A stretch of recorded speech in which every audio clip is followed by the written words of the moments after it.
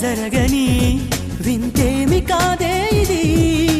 పరిమళం వెంట పయనించే పరుగు తడబాటు పడుతోంది. పరిణయం దాకా నడిపించే పరిచయం తోడు కోరింది. దూరం తలొంచి ముహూర్తం ఇంకెప్పుడొస్తుంది.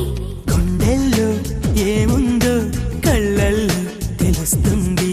పెదవుల్లో ఈ మౌనం నీ పేరే పిలుస్తోంది. నిలవదు కథ హృదయం నువ్వు ఎదురుగా నిలబడితే. కదలదు కథ సమయం నీ అలికిడి వినకుంటే.